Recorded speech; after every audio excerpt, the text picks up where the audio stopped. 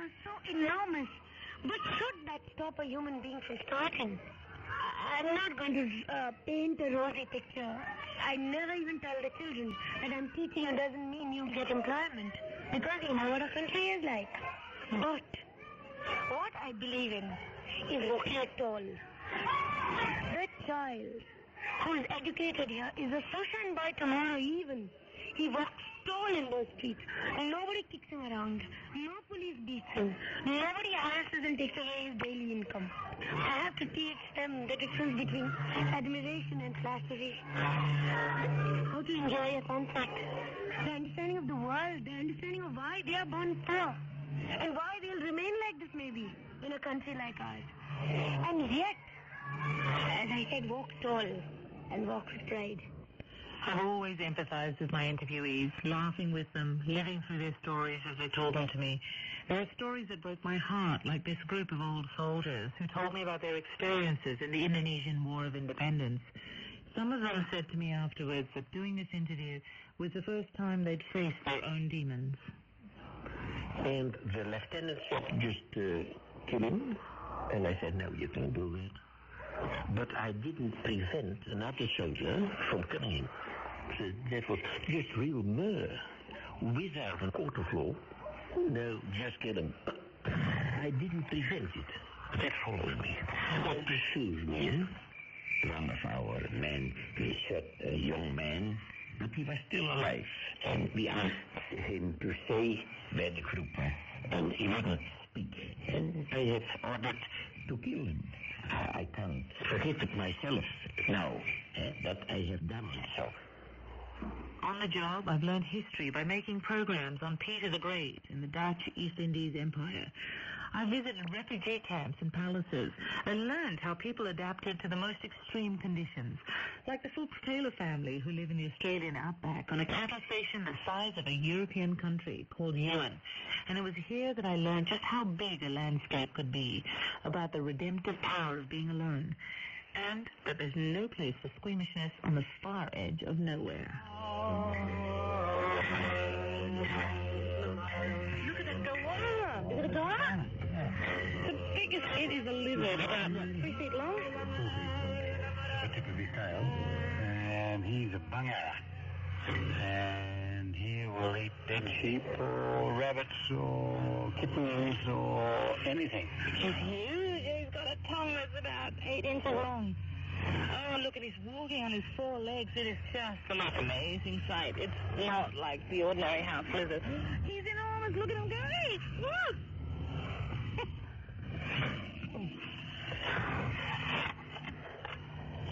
What do you want this kangaroo for? Dogs.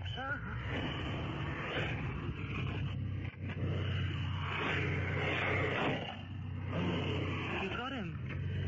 Not dead there. I want to see this. There's a hole in him the size of my fist. Oh, no, I'm not country born and bred. I can't deal with this. Out come the knives. Skinning time. You better not watch this thing. Yeah, I got it. It's part of my job. I've actually never seen anything like this before in my life. I haven't. No, I haven't. You do it every time you go to the butcher shop. I thought meat came in little packages. All his guts are coming out. Oh, God.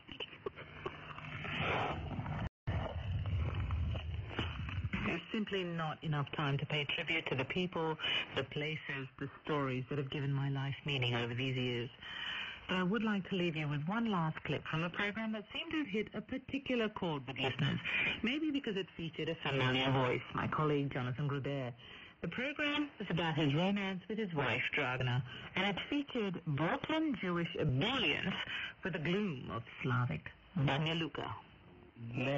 Satina, Satina, yo yo yo, yo yo yo, Satina, Satina, yo yo yo, yo yo yo.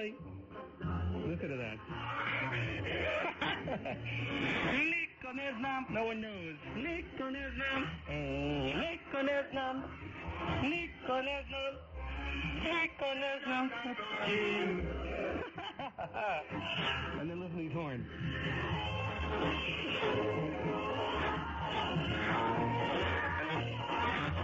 just love this. I love it. And what's it like? You know?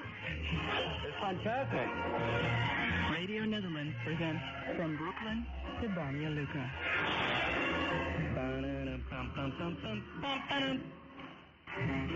Okay, for instance, if a guy is really sad and he really wants to show the world that he's alive, gets drunk, and then he goes and finds himself a tipsy bed and pays them, and then he runs through the streets with a bottle of rakia, which is this plum brandy, very strong. This is following you. Ah, look at me, I'm alive. The whole world hates us. But we're wonderful. And they are. And the whole world doesn't hate them, but they have a Jew complex. Unbelievable. Unbelievable. You'd think the world was persecuting them for 2,000 years. And of course it's not. The world doesn't even know what Serbia is. On a personal note, I want to say that my 23 years here has been a great ride. Thank you, Radio Netherlands, for allowing me to find marvelous stories from around the world. And thank you, listeners, for letting me tell them to you. But before we go, it's important that you know that all these stories we've gathered and shaped into radio programs are not going to simply disappear. Even as we speak, we're busy combing our extensive life to select the very best of Radio Netherlands programs. They'll be stored for posterity on our site, www.rnw.nl.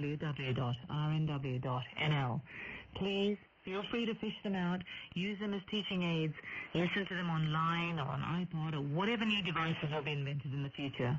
Because as we know very well here at Radio Netherlands, no one can live without stories.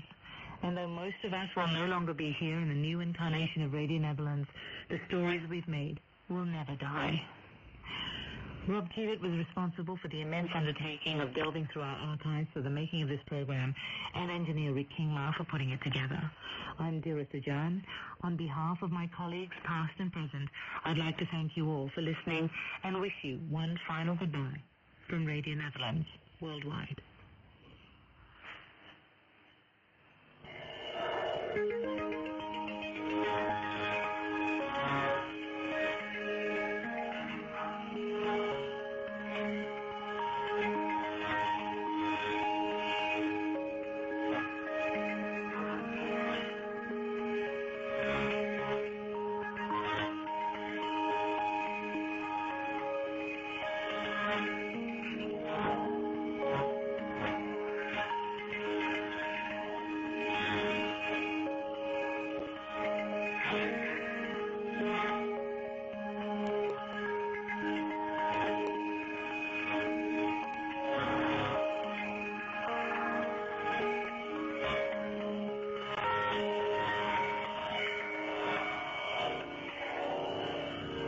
Time has come to say goodbye to you for the very last time via shortwave to North America, New Zealand, and Australia.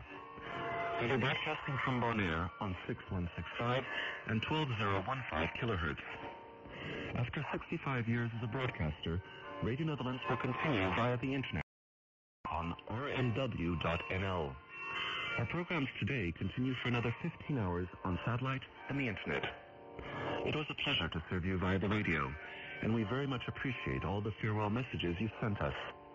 I'm Eric Beauchemin, and on behalf of all of us here at Radio Netherlands, it's thank you very much for listening to us. Goodbye.